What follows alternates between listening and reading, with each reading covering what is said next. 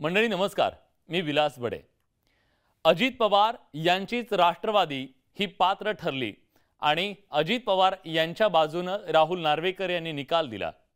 खरं तर 2019 ला जी राजकीय खेळी खेळली गेली त्याचं एक वर्तुळ 2024 पर्यंत पूर्ण झालं असंच म्हणावं लागेल। 2019 ते 2024 या महानाट्यामध्ये महाराष्ट्राच्या राजकारणाचं चित्र पूर्णपणे बदलून गेलं। या मॅजिक वॉलच्या माध्यमातून आज आपण जाणून घेणार आहोत 2019 पासून 2024 पर्यंत नेमके बदल कसे झालेले आहेत, विधानसभेतलं चित्र कसं बदललेलं आहे, कुठले पक्ष अस्तित्वात आले, कोण कुणाच्या सोबत गेलं आणि चक्रावून टाकणारं हे गणित नेमकं काय आहे आपण समजून घेणार आहोत या इंटरेस्टिंग अशा मॅजिक वॉलच्या माध्यमातून। जेव्हा निवडणुकीचे निकाल हाती आले, भाजप आणि शिवसेनेनं युती म्हणून निवडणूक लढवली, काँग्रेस आणि राष्ट्रवादीनं आघाडी म्हणून निवडणूक लढवली, पण जेव्हा निकाल हाती आले तेव्हा भाजप आणि शिवसेना युतीला बहुमत मिळालं। भाजप सगळ्यात मोठा पक्ष ठरला, त्यानंतर दुसऱ्या क्रमांकावर शिवसेना राहिली, त्यानंतर तिसऱ्या क्रमांकावर राष्ट्रवादी काँग्रेस, चौथ्या क्रमांकावर काँग्रेस, जी काँग्रेस नंबर 1 होती कधीकाळी महाराष्ट्रात, कधीकाळी त्यांचा मुख्यमंत्री अनेक वर्ष या महाराष्ट्रात होता, चौथ्या क्रमांकावर फेकले गेले आणि अन्य छोटी छोटी पक्ष आणि अपक्षांना सुद्धा इथं काही बळ मिळालं। हे बलाबल अतिशय महत्त्वाचं होतं। 288 हा आकडा बघा, थोडं लक्षात ठेवा, हा 288 आमदारांची आपली विधानसभा आहे।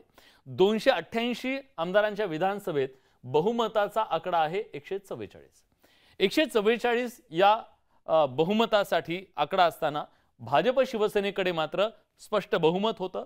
106 आमदार भाजपकडे होते, त्यानंतर जवळपास 56 आमदारांचं बळ हे शिवसेनेकडे होतं आणि काही मित्रपक्ष त्यांच्या सोबत गेले, काही अपक्ष त्यांच्या सोबत गेले आणि त्याच्या माध्यमातून त्यांनी सत्ता स्थापन करणं त्यांचं सुकर होईल असं वाटलं होतं, पण असं काही घडलं नाही। घडलं उलट, कारण या संख्याबळामध्ये नवे समीकरण आली। काँग्रेसकडे, राष्ट्रवादी काँग्रेस तिसऱ्या क्रमांकावर होता तेव्हा त्यांच्याकडे 53 जागा होत्या, काँग्रेसकडे 44 जागा होत्या आणि 29 हे संख्याबळ होतं अपक्ष आणि छोटे छोटे पक्षांचं। मनसे, बच्चू कडूंचा पक्ष असेल, समाजवादी पक्ष असेल, या सगळ्यांचं हे संख्याबळ 29 इतकं होतं। आता हे चित्र काहीसं निवडणुकीच्या नंतर असंच राहील आणि भाजप शिवसेनेची सत्ता येईल असं वाटलं, पण एक मोठी राजकीय खेळी खेळली शरद पवार यांनी आणि शरद पवारांनी महाविकास आघाडीचा प्रयोग केला। शिवसेना, राष्ट्रवादी काँग्रेस आणि काँग्रेस यांनी एकत्र येऊन अपक्ष आणि छोट्या पक्षांच्या मदतीने सरकार स्थापन करण्याचा निर्णय घेतला। महाविकास आघाडी अस्तित्वात आली, भाजप एकटा पडला।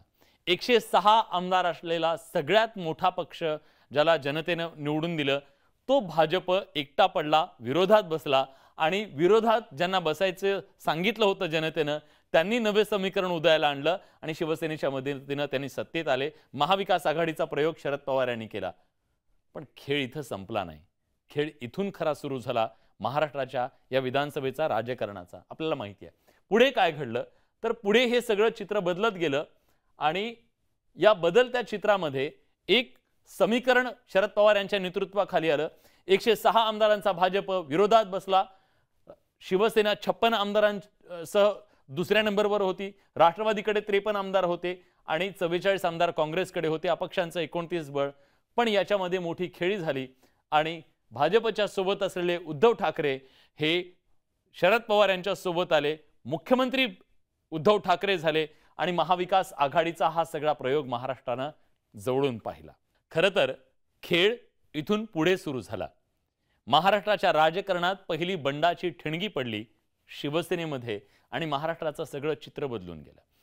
शिवसेनेमध्ये 40 आमदार आहेत, त्यांनी गुवाहाटीला जायचा निर्णय घेतला। एकनाथ शिंदे यांच्या नेतृत्वाखाली बंडाची ठिणगी पडली, शिवसेनेत बंड झालं आणि 40 आमदारांनी फुटून बाहेर पडण्याचा निर्णय घेतला। त्यानंतर भाजपच्या साथीनं त्यांनी सरकार स्थापन करण्याचा निर्णय घेतला। त्यांना अपक्षांची आणि छोट्या पक्षांची सुद्धा साथ मिळाली आणि त्यांच्याकडे एकूण बळ झालं 155। महाराष्ट्रात सत्तांतर झालं।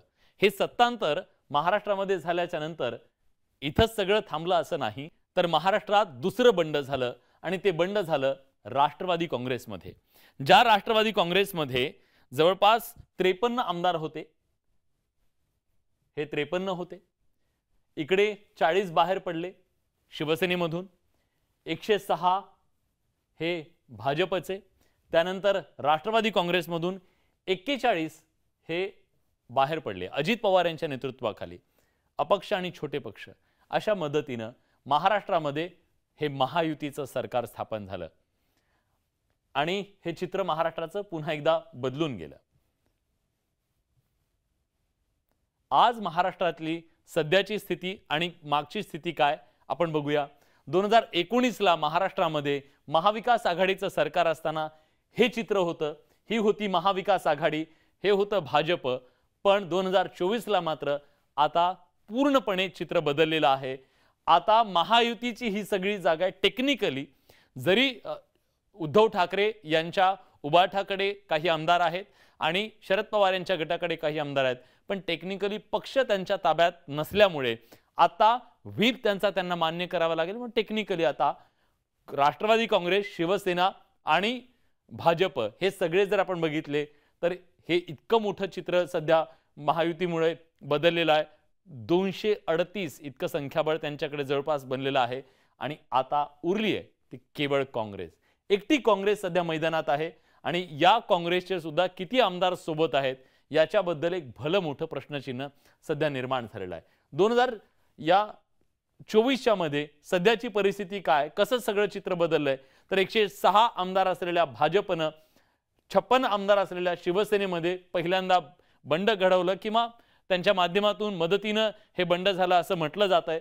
त्याच दरम्यान 56 आमदारांची शिवसेना ही एकनाथ शिंदेच्या माध्यमातून भाजपच्या सोबत गेली आता हे स्पष्टपणे दिसतंय।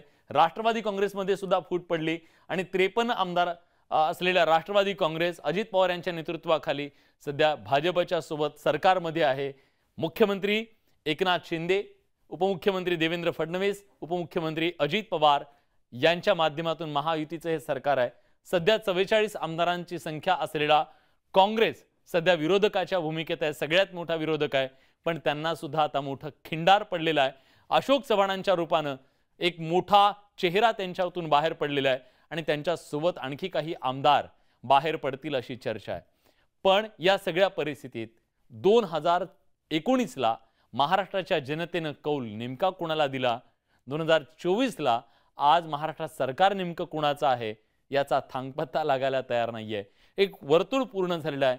शरद पवार यांच्या एका खेळीनं खरं तर महाराष्ट्रातलं राजकारण बदललेलं होतं, पण त्याच खेळीनं आज शरद पवार यांच्या हातून त्यांचा पक्ष गेलेला आहे, अजित पवार यांच्या ताब्यात तो पक्ष गेलाय आणि अजित पवार सत्तेत जाऊन बसलेले आहेत।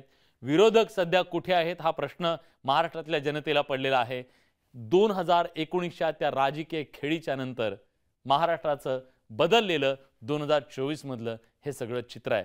अजित पवार यांची राष्ट्रवादी अधिकृत हा निर्णय दिल्याच्या नंतर महाराष्ट्रातलं राजकारण हे कसं पूर्णपणे बदलून गेलेलं आहे, विधानसभेचं चित्र कसं बदललेलं आहे हे जाणून घेण्याचा या मॅजिक वॉलच्या माध्यमातून हा प्रयत्न होता।